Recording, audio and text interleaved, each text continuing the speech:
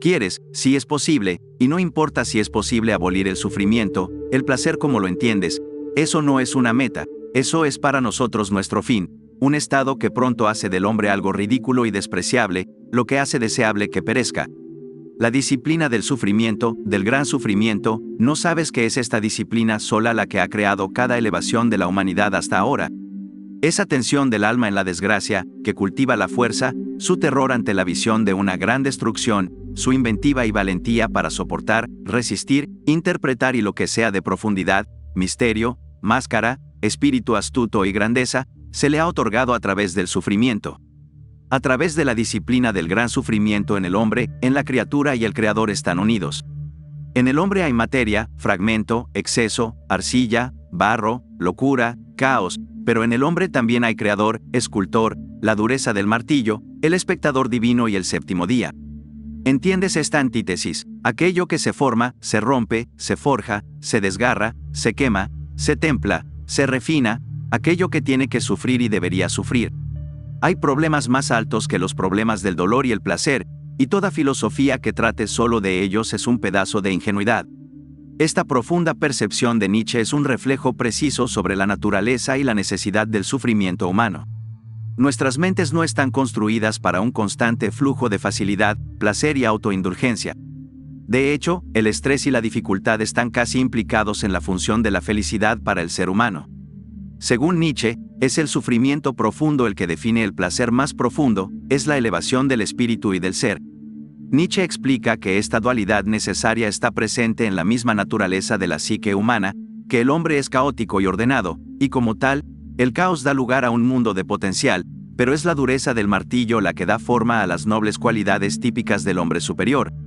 En otras palabras, es solo debido a la incertidumbre, el peligro y la imprevisibilidad que podemos crear cualidades dentro de nosotros mismos que nos elevan a nuestro estado más alto de ser. A través de la voluntad, el caos da a luz a la virtud. Si bien puede ser cierto que la ansiedad, el miedo, la tristeza y toda otra manera de dificultad psicológica pueden acompañar a estos elementos de nuestras vidas, deberíamos tratar de abrazar estas emociones como señales de que nos estamos desafiando a nosotros mismos y avanzando. Sentir frustración e ira en cualquier búsqueda es el estado de progreso. Estos pensamientos y sentimientos deben considerarse necesarios en las cantidades adecuadas para alcanzar el equilibrio que conduce al crecimiento óptimo del espíritu humano. Abandonar la dificultad por completo sería un error catastrófico y conduciría irónicamente a una existencia más miserable. Nietzsche amplía aún más el significado del sufrimiento en sus escritos, llegando incluso a decir que el sufrimiento y la dificultad verdaderamente profundos causan un cambio cualitativo en la naturaleza de un individuo, tanto que la muerte a la que uno puede sufrir casi determina ese rango innato frente a sus semejantes. Haber experimentado emociones negativas tan intensas cambia tanto el espíritu, que el que las experimenta no puede relacionarse con aquellos que no han sido iniciados por un sufrimiento similar, y de hecho, evita el contacto significativo con tales personas por completo. Nietzsche escribió, en Así habló Zaratustra, en el capítulo de las despreciadoras de este mundo, lo siguiente: la arrogancia y el menosprecio espiritual de cada individuo que ha sufrido profundamente, determinan casi exactamente su rango. La creciente certeza de que está completamente impregnado y teñido por el sufrimiento, que debido al sufrimiento conoce más de lo que incluso los más inteligentes y sabios pueden entender, que está familiarizado y alguna vez estuvo en casa en muchos mundos terribles y distantes de los cuales no sabes nada. El orgullo espiritual silencioso del que sufre, este orgullo del conocimiento electivo del iniciado, del casi sacrificado, encuentra necesario disfrazarse de todas las formas para protegerse contra el contacto con manos desafortunadas y compasivas, y en general, contra todo lo que no sea su igual en el sufrimiento. La idea de que el sufrimiento intencional es algo necesario y bueno parece inane e ilógica. Sin embargo, una vez iniciados por tal sufrimiento, la perspectiva cambiará de tal manera que apenas reconocerás a la persona que eras antes.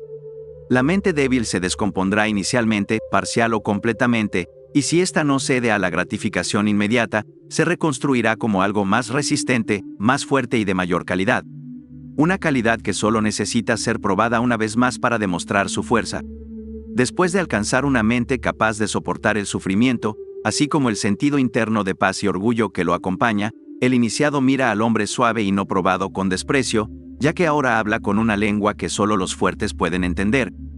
Puede ver más allá del placer inmediato, ya que se le ha enseñado que el sufrimiento intencional da calidad al alma humana y satisfacción emocional y psicológica duradera.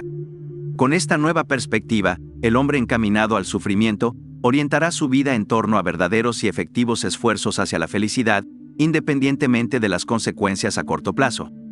Al aplicar esta perspectiva a la humanidad, verá que ciertos sacrificios y momentos de dificultad son necesarios para forjar una gran civilización. Él tendrá, en cada palabra, una conciencia para la evolución colectiva de la humanidad.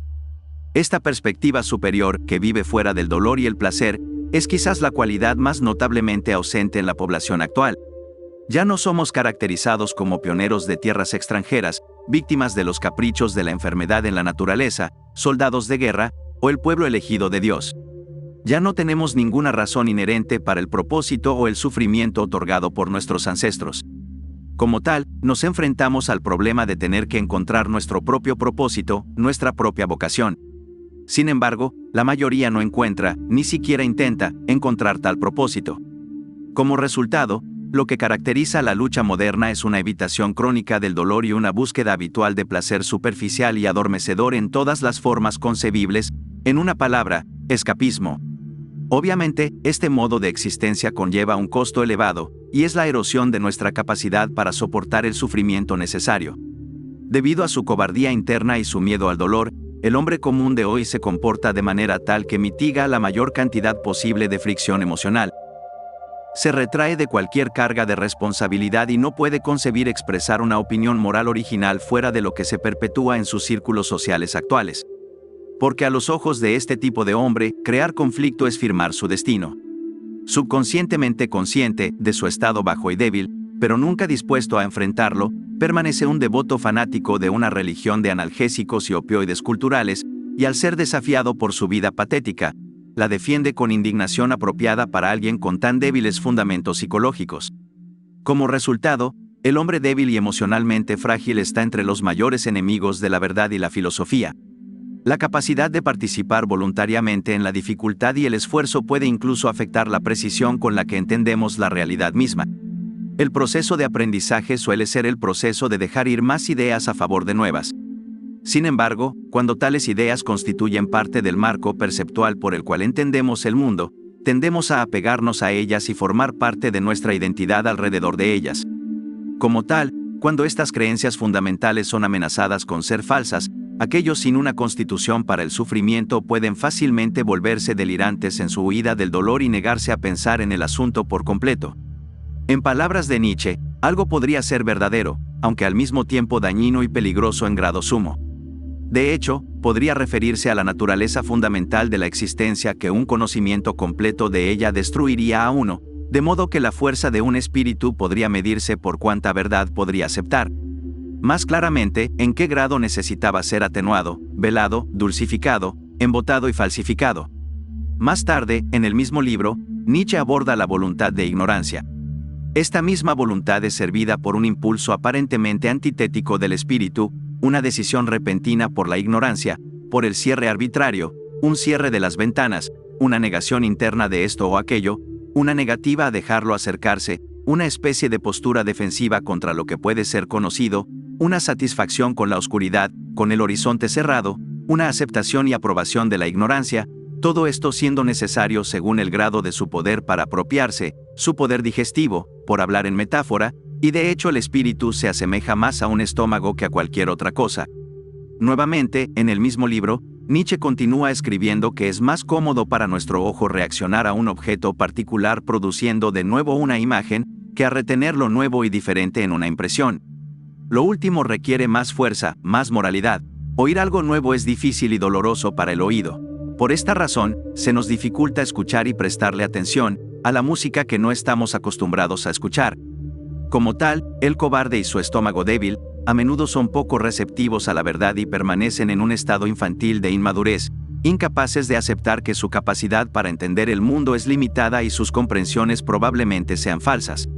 Este hombre se negará a confrontar el caos psicológico que viene al estar equivocado sobre algún valor fundamental en la vida, y por lo tanto, mantendrá un estado de ceguera voluntaria. Sin embargo, el hombre delirante paga un precio mejor. Subconscientemente sabe que está equivocado y no puede escapar de este hecho, a pesar de su persistente negativa a enfrentar la verdad.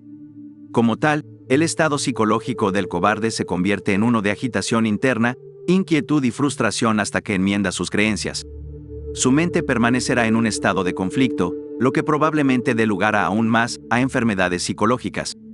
Cuando nuestra capacidad para razonar y mantener un pensamiento lógico coherente es abandonada, inevitablemente nos disolvemos en un estado inferior de ser, impulsado más por el instinto animal que por el pensamiento y la razón racionales.